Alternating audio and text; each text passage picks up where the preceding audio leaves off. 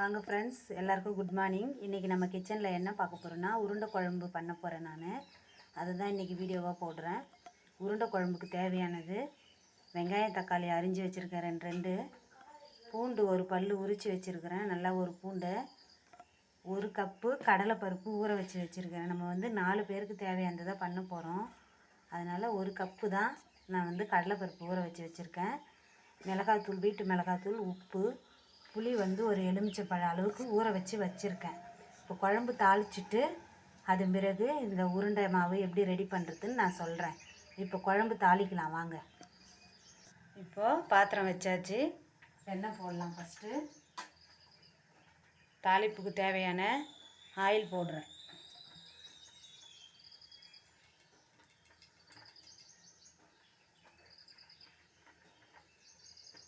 இது ரொம்ப சிறுவை தான் வரும், அதனால தான் பொறுமையாக ஊற்றுறேன். எண்ணெய் போட்டாச்சு.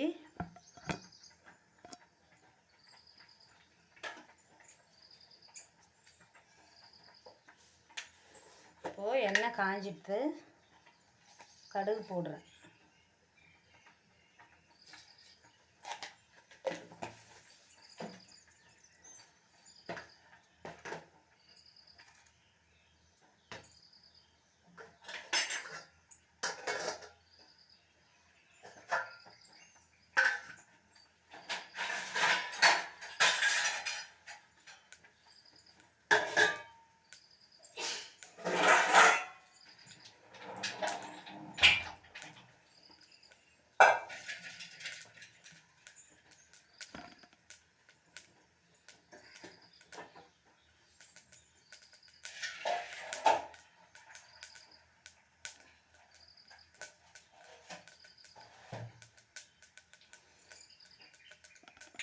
இப்போது கடுகு பொரிஞ்சிடுத்து. இந்த பூண்டும் வெங்காயமும் இப்போ சேர்க்கலாம். நம்ம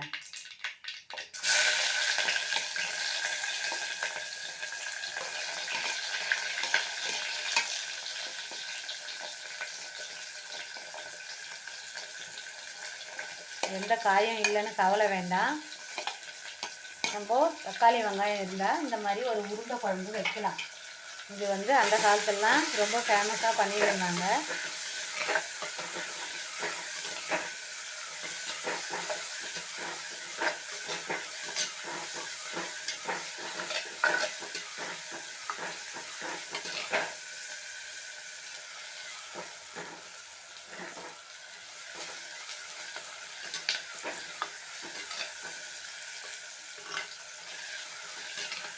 இது நான் ஃபஸ்ட்டு வச்சுருந்தது, அது மீன் குழம்புக்கு தான் பயன்படுத்துவேன்.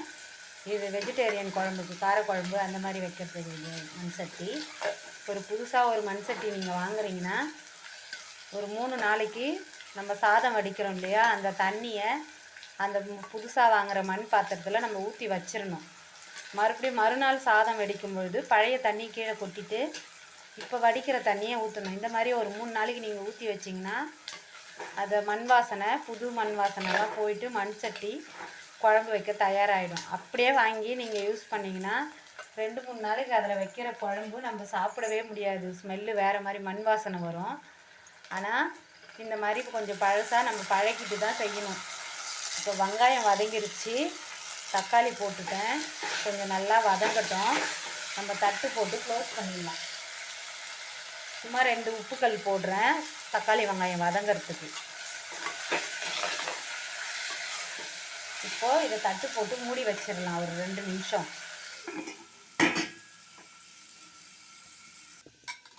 இப்போ குழம்பு கூட்டுறது எப்படின்னு சொல்லித்தரேன் பாருங்கள். நிறைய பேர் குழம்பு கூட்டுறதுனா என்னன்னு தெரியல, அப்படியே தான் மிளகாத்தூள்லாம் போடுறாங்க நிறைய பேர். இப்போது புளி ஊற வச்சுருந்தோம் இல்லையா, இதை நல்லா தண்ணி விட்டு கரைச்சிட்டு புளி தண்ணியை ஃபஸ்ட்டு ஃபில்ட்ரு பண்ணி நம்ம எடுத்துக்கணும்.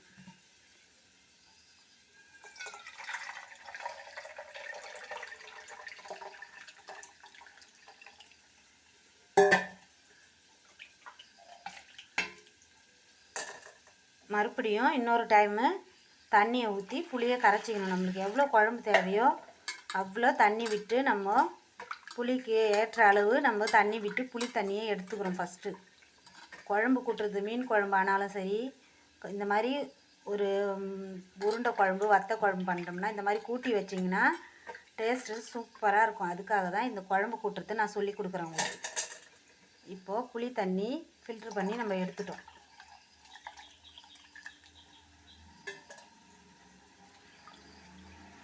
இதில் வந்து இந்த புளிக்கு தேவையான அளவு நான் மிளகாத்தூள் ஒரு 3 ஸ்பூன் எடுத்து வச்சுருக்கேன், அதை போடுறேன்.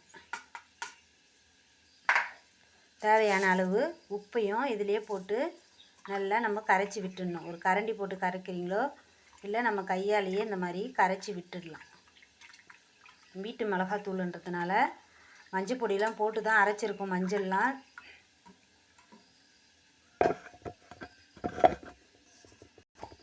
மஞ்சள் பொடியெலாம் போட்டு தான் மஞ்சள் அரைச்சிருக்கோம். இருந்தாலும் கொஞ்சமாக நம்ம மஞ்சள் தூளும் போடணும். அதுக்காக தான் கொஞ்சமாக போடுறேன். இப்போது குழம்பு கூட்டி ரெடி ஆகிடுத்து. இதை வந்து வெங்காயம் தக்காளி வதங்கன்னு தான் அதில் சேர்க்க போகிறோம். இவ்வளோ தான் குழம்பு கூட்டுறதுன்றது. நம்ம தேவையான அளவு கரெக்டாக போட்டு குழம்பு கூட்டி வச்சிட்டோம்னா எந்த குழம்புமே சூப்பராக இருக்கும். மீன் குழம்பாகட்டும் இந்த மாதிரி தான் கூட்டி வைக்கணும் நம்ம. இப்போ அடுத்தது வெங்காயம் தக்காளி வதங்கிடுச்சான்னு பார்ப்போம். அதில் இந்த குழம்பை சேர்த்துடலாம். இப்போது தக்காளி வெங்காயம் ஓரளவுக்கு நல்லா வதங்கி வந்திருக்கு. இன்னுமே நல்லா கொஞ்சம் வதங்கட்டும். கருவேப்பிலை கொத்தமல்லி சேர்க்குறேன்.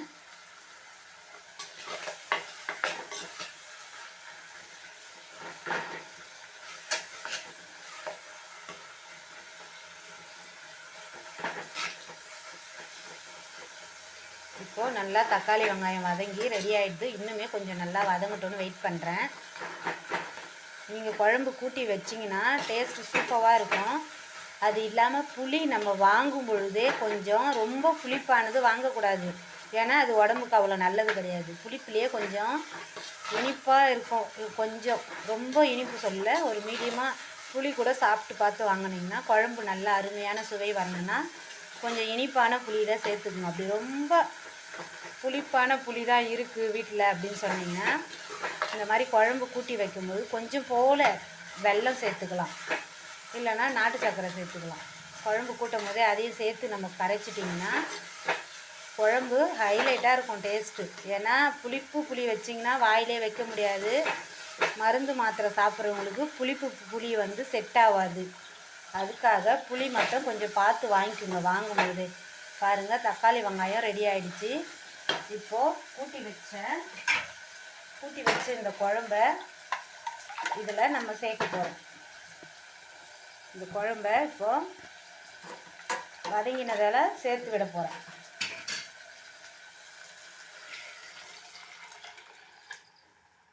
பத்து நிமிஷம் கொதித்ததும் உருண்டையை இதில் போட்டுடணும்.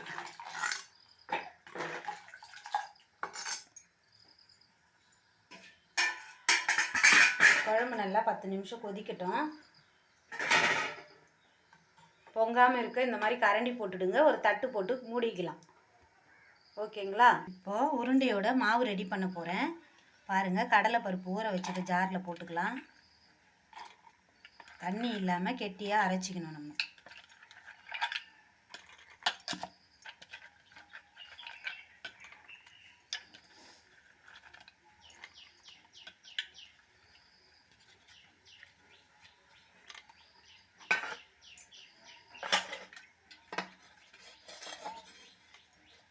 இப்போது கொஞ்சமாக இந்த கடலைப்பருப்புக்கு ஏற்ற அளவு உப்பு சேர்த்துக்கிறோம் இந்த மாவில். ஏன்னா உருண்டை இல்லைன்னா உப்பு போட்டு தான் அரைக்கணும், இல்லைன்னா சல்லுன்னு நல்லா இருக்காது. அதுக்காக தான் உப்பு சேர்க்குறோம். இப்போது இதை மிக்சியில் நான் அரைச்சிடுறேன்.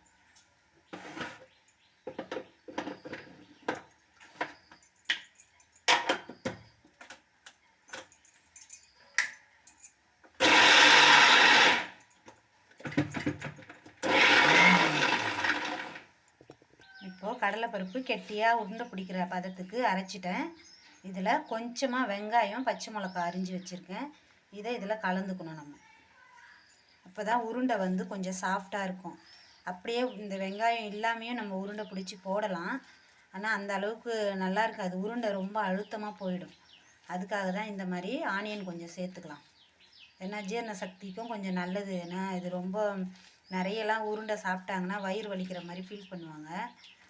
ஒரு ஆளுக்கு 2க்கு மேலே சாப்பிட்டாங்கன்னா கொஞ்சம் ஜீரண சக்தி கஷ்டமாக இருக்கும். ஆனால் டேஸ்ட்லாம் சூப்பராக இருக்கும். சாப்பிடவே விரும்பி சாப்பிடுவாங்க எல்லாருமே. இப்போது உருண்டை பிடிக்க தயாரான நிலையில் இந்த கடலைப்பருப்பு ரெடி ஆயிடுச்சு. குழம்பு கொதிக்கிட்டுன்ட்டு இதை போட்டுடலாம். நம்ம பாருங்கள், குழம்பு நல்லா கொதிச்சிடுது. ரொம்பவும் சுண்டை வைக்கக்கூடாது, கொஞ்சம் மீடியமாக கொதிச்சிடுது. இப்போ உருண்டை போட்டோம்னா திக்னஸாக ஆகிடும், குழம்பு கொதிச்சிடும். உருண்டை வேகணும் இல்லையா, அதனால் குழம்பு தண்ணியாக இருக்கும்போதே உருண்டையை நம்ம சேர்த்துடுறோம். உருண்டை பிடிச்சி வச்ச உருண்டையை இந்த குழம்புல சேர்க்குறோம். பருப்பு உருண்டை குழம்பு ரெடி ஆயிடுச்சு. இது அந்த காலத்துலலாம் நிறைய பேர் காய் இல்லைன்னா வீட்டில் இந்த மாதிரி தான் செய்வாங்க. வீட்டில் இருக்கிற பொருளை வச்சு சமைக்கிறவங்களாம். மார்க்கெட்லாம் இப்போ கிட்டவே வந்துருச்சு. அப்போலாம் மார்க்கெட்லாம் 5 கிலோமீட்டராவது போகிற மாதிரி இருக்கும் நமக்கு. அதுக்காக தான் இந்த மாதிரி உருண்டை குழம்பு ரொம்ப நாள் கழித்து நான் வைக்கிறேன். நீங்களும் இந்த மாதிரி வீட்டில் பண்ணி பார்த்துட்டு எப்படி இருக்குன்னு எனக்கு கமெண்ட் பண்ணுங்கள்.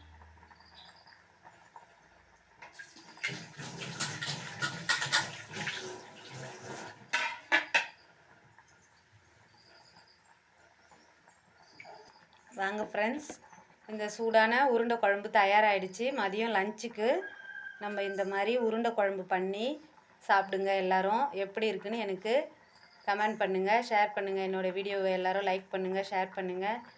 தேங்க்யூ ஃபார் வாட்சிங் மை வீடியோ. இந்த மாதிரி உருண்டை குழம்பு நீங்களும் பண்ணி சாப்பிடுவீங்கன்ற நம்பிக்கையில் இந்த உருண்டை குழம்பை நான் வீடியோவாக பண்ணி போட்டிருக்கேன். பாய் பாய் ஃப்ரெண்ட்ஸ்.